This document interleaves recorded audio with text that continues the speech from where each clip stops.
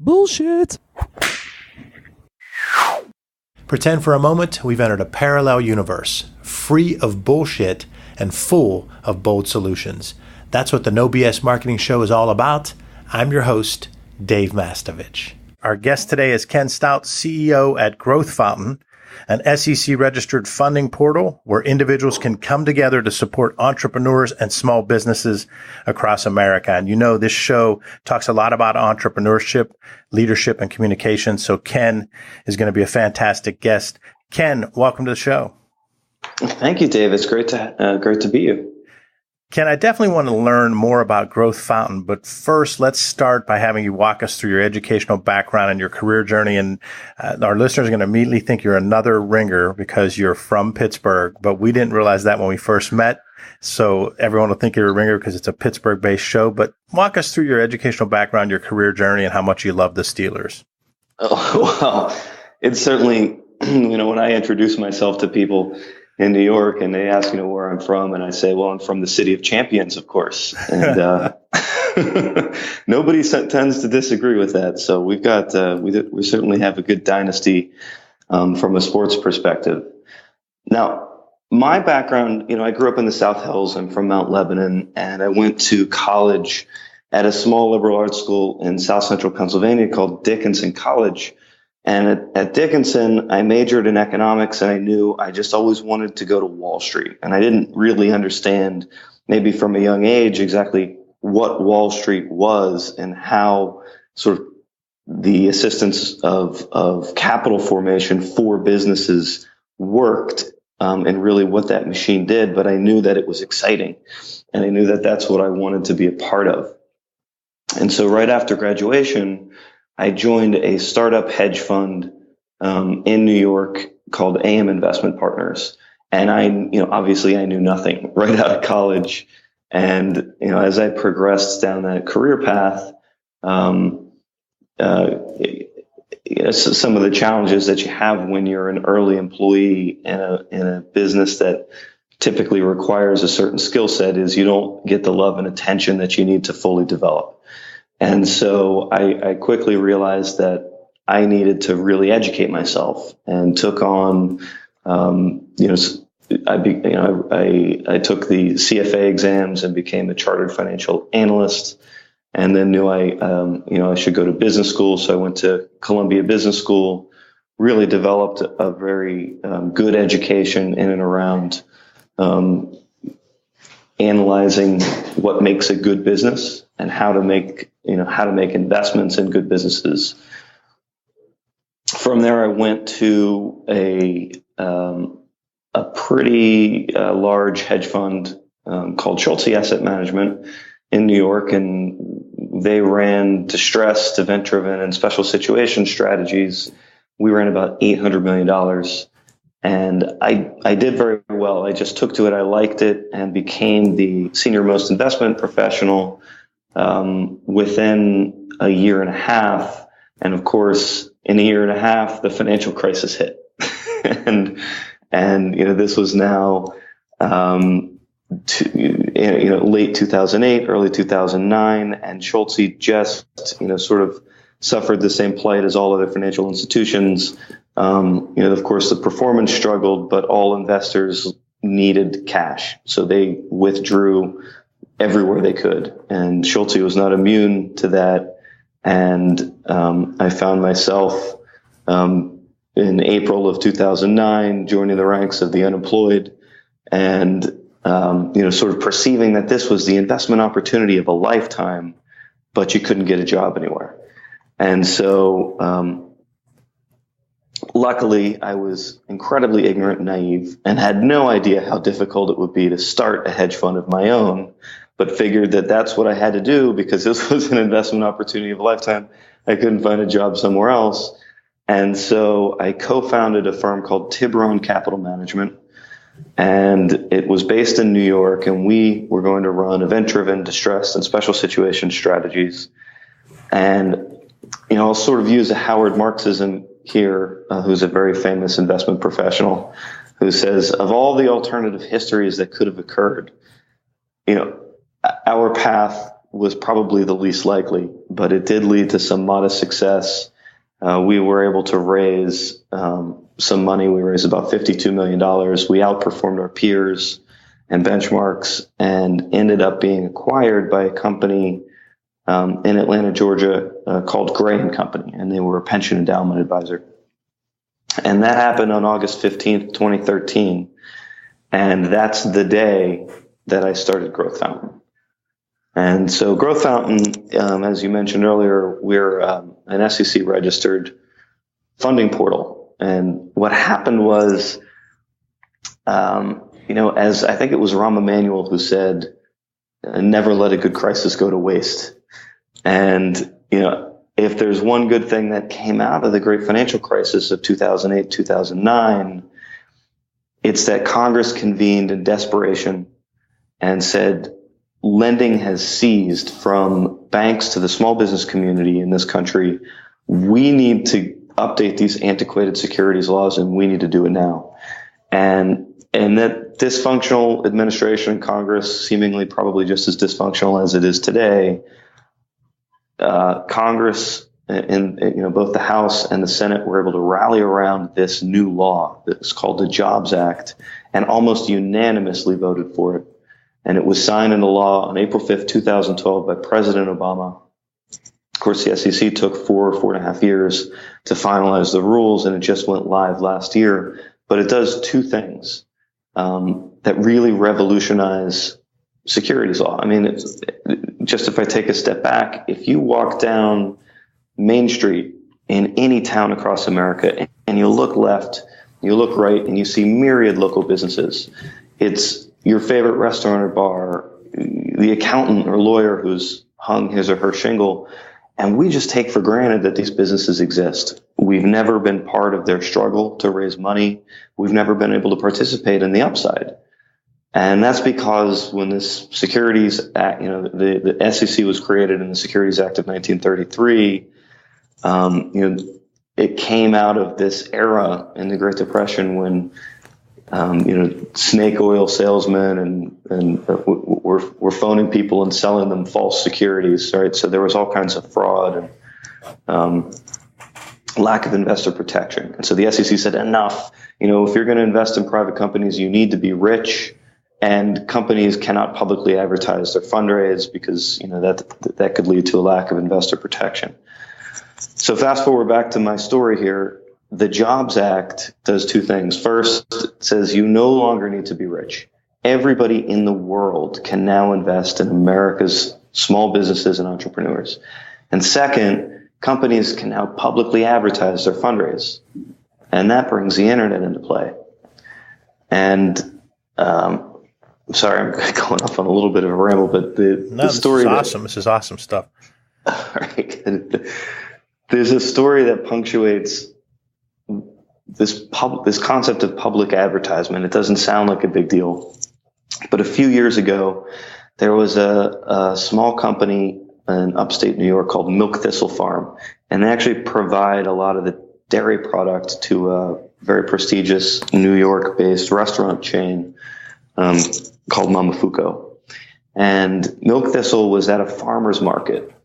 And, this was about 5 years ago. And on the side of their little blue tent where they were selling dairy product, they put literally a Post-it note that said, do you like our milk? You like our products? Talk to us. We're looking for investors. That was illegal. And the SEC prosecuted them for it. Wow. And so that, fast forward to today, that's no longer the case. Companies can advertise on the internet. They can get a billboard in Times Square if they want to. And so, what you can now do as a small business or an entrepreneur in America is, if you think about that quintessential local business, your favorite bar, you go into your favorite bar, what you're going to start to see is on the menu and on a poster in that restaurant or bar, like our bar, own the next one. We're raising money on growthfound.com. So the ability to turn customers into owners who can go off and become brand ambassadors and evangelists and actually spread the word and help your business grow, that's what we're all about. Man, that is some amazing stuff. What a great story. That's what happens when you're from Pittsburgh, specifically the South Hills. Complete bias of me there. So many things to touch on. I want to start with the first one, which shows really a self-awareness, which I think I talk a lot on this show about how important self-awareness is. And the second part is how important it is to do something you're passionate about. So you begin right out of college. You knew during college that you wanted to be involved in the financial sector, and you knew you had to end up in New York City. So that's the first thing, was you had that presence of mind and self-awareness to do that and make that leap. But yet you then found it to be pretty challenging. So let's talk about that first job. I often call it the oh God moment when you start a particular position. And when does the oh God moment hit? Like one time it happened to me at 10:50 on the first day. And I was like, oh God, I might have made a mistake. But other times it happens in week 2. Sometimes it doesn't have till a month into it. Talk about that first job and when that hit you, and being a young person, how you dealt with that emotionally and mentally. Well, I think life had been easy for me. School had been easy for me through high school and college, and I excelled. And I just kind of assumed that when I started my first job, it would just continue on that trajectory. And that was not the case. So when I joined AM Investment Partners, I didn't know anything, and nobody was willing to teach me anything. And that was very frustrating for me. And so the partners of the hedge fund, they had both sort of the head trader had run the trading desk at Deutsche Bank, the convertible arbitrage desk at Deutsche Bank.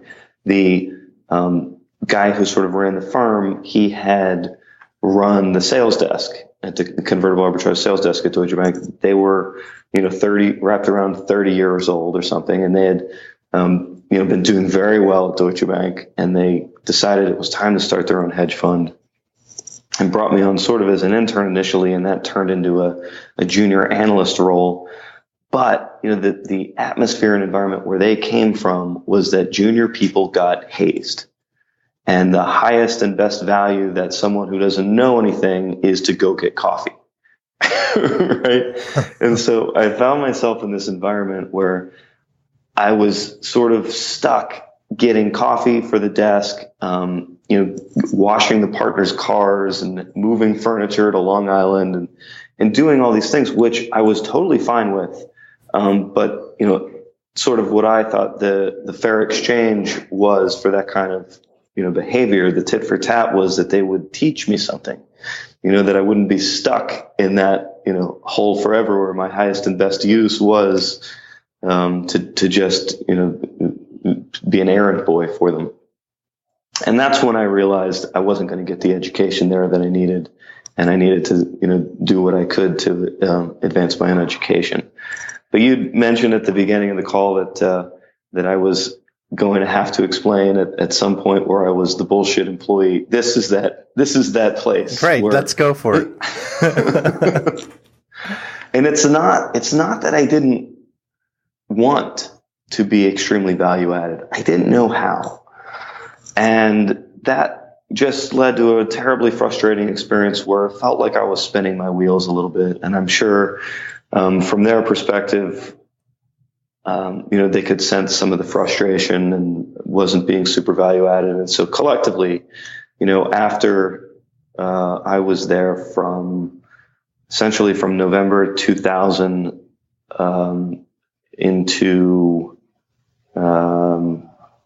I guess maybe 2000, late 2003, 2004. So I was there for 2 or 3 years, and just sort of together we sat down and decided that perhaps that wasn't the best place for me, that they weren't willing to provide what I needed, and I needed to go somewhere else to get that. You begin then to start looking at where else you can go, and it sounds like you landed something pretty good it was at Schultz you said you went to next. Is that the next move? The next move was Columbia Business School. Okay. And that was just a wonderful experience for me. So you actually leave a job, go back to school full time? Yes. And was it an 18-month program, 2 years? 2 years. Okay. 2 years, and the summer in between your 2 years, you're expected to get an internship in the career that you'd like to pursue. And of course, when you enter school, I thought, well, I'm still going to do this. Wall Street's my dream. This is what I want to learn. And then when you get there, they throw all these options at you, all these, potential career paths to examine. And these are things that I'd never heard of before. And I didn't even know what they were. Things like management consulting, or all the different career paths that you can have at an investment bank, or other types of managerial roles at large corporations, and leadership programs, and things that really, I sort of derailed me a little bit to really try to examine and learn what all of these things were, to make sure that I was making the decision that was right for me. But after a lot of interviews and examination, that kind of thing, I knew that the hedge fund path and the Wall Street path was the right one for me, and took a summer internship at Cantor Fitzgerald, which was a great experience.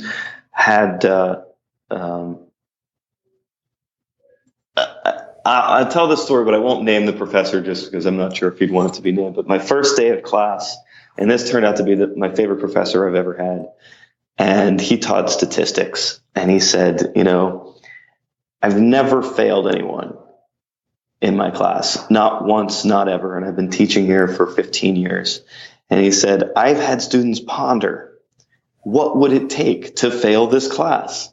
And somebody pondered that if they never showed up for a single class except the final exam, and wrote only 3 words at the top of the final exam, "Fuck you, professor," and handed it in, that they would fail. But it's never been tried.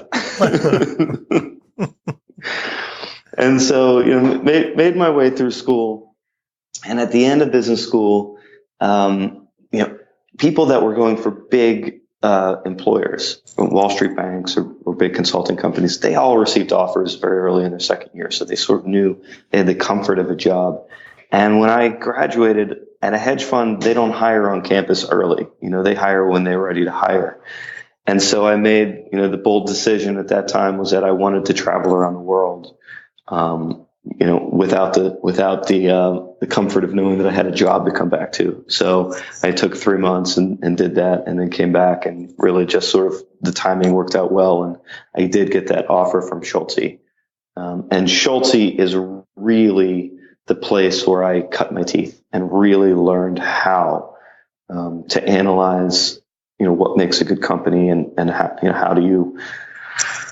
I always say that in the investment world, it helps to be able to look at an opportunity through the lens of a distressed credit analyst, and because you're always skeptical and you're always looking for how things can go wrong and how to best protect yourself. So no matter if you're looking at, what level of the capital structure, bank debt, bonds, equity, trade claims, etc., you're always looking at the whole picture, rather than sometimes if you're just an equity analyst, you can sort of be picking up nickels on a railroad track or something where you don't know where the risk is. Are you using Audible yet? If not, you can get a free audiobook download and 30-day free trial at audibletrial.com/nobs. Try a book like Amaze Every Customer Every Time, 52 Tools for Delivering the Most Amazing Customer Service on the Planet, by a past No BS marketing guest, Shep Hyken. You can download it for free today. Go to audibletrial.com/nobs for your free audiobook. Over 180,000 titles to choose from for your iPhone, Android, Kindle, or MP3 player. I mentioned about how you came out of Dickinson, had a idea of what your passion was, took a leap, took that first job where there was BS going on both ways. The bosses were really just seeing you as someone to wash the car, unload furniture, grab them coffee. And while it was a company that was good and these people were extremely talented, they weren't in the mentoring and coaching mindset. And so you then made the leap to go back to grad school, and we have a similar path. I had worked for 3 or 4 years and did a turnaround of a couple radio stations, which was an exhilarating, awesome first position because, like you, it taught me so many different things about different types of companies. I then was recruited back to my college by the dean to work for the university and have a grad assistantship. So I left a really good paying job to take about a 60% pay cut. But I think I had a similar experience as you. When I went back to grad school, it gave me what I would just call a global perspective. And I don't mean just internationally for companies, but global beyond what I had done at that first job. And it sounds like that's what grad school did for you. Even though you stayed with the same path, you learned more about other potential opportunities and you learned more about businesses that you could apply in the hedge fund business. Does that sound about right? That's exactly right. Then you make the leap and get your job with the large hedge fund. And you talked about how you became the senior investment person in about 1.5 years. So talk about that. You come into the company out of grad school and you make a pretty big impact pretty quickly. Yeah, I don't know what it is about investing. It's you do not have to be a rocket scientist at all. You just read. It's all in the public domain. You read their public filings with the SEC, read their Ks, their Qs, any news that they're reporting. You look through their financials and you just start to read it and you just start to write things down. And for me, it was a puzzle. Every time I looked at a company, it's what are they doing? Do they have a competitive advantage? What are they doing? What do I think their prospects are? And, how are their existing securities valued versus what I perceive they can do? And just, from just sitting down and reading all this stuff and writing stuff down, most of the time, nothing really clicks until the very end. So after you look at a company for probably anywhere from 5 to 10 days, it would just click for me. And I just had a good idea. I mean, you're going to be wrong an awful lot in this business, but at least you get a sense of this. There's something here, either from the buy side or the short side, or everything seems to be fairly valued, or you're just not smart enough to know. And so, it's important to be able to say, this is not my core competency. I don't quite understand this business. I'm going to avoid it. But when you find a spot that makes sense to you, it just clicked. And, when I was there, really 07 through 09, was a lot, right through the Great Recession here, there was a lot going on. And I just seemed to find my way toward a few trends that helped me make a lot of investment decisions within those trends. And, one of them was I traveled down to Florida for a week to buy, and this was in, probably March of 2008. I went to Florida to buy real estate at auction for the hedge fund. And we were just looking at anything from single family homes to multi-family residence to whole apartment buildings, everything. And I would go to these. I went to an auction every day, massive auction in a different city in the state of Florida. So I went to like 7 of them in a row. And the auctioneer at the front of the room was, bid, he's going fast like auctioneers do. And he's, 500 going on. And he's pointing to people in the audience saying that, there's a bid here. But I didn't see any bids. So I started to stand in the back of the room and looking and realized it was all gamesmanship. There were no bids. They were making up this market. And I finally was able to buy a property that this is a free and clear auction. When you buy a property, you're supposed to get the property. And then I got a notice in the mail afterward from the bank that declined the purchase order. And I'm sitting there scratching my head thinking, this can only be one thing. The banks are not ready to impair their balance sheet. They do not want to sell one or a few properties here for a price materially below where they're carrying that asset, because then they're going to have to mark down their whole balance sheets. So the theme that I developed from that is it's time to short regional banks that have a lot of, it's really time to dig into their balance sheet, see who has a lot of exposure to, real estate in the highly overvalued regions of the country and probably develop a big short theme around that. And that became very fruitful. That became probably 10% of our portfolio at Schulte. And, I started to develop sort of multiple themes like that. And so I don't know. I think it's just I had a sincere intellectual curiosity, and I liked the puzzle nature of looking at opportunities. Hear more of my interview with Ken Staut on part 2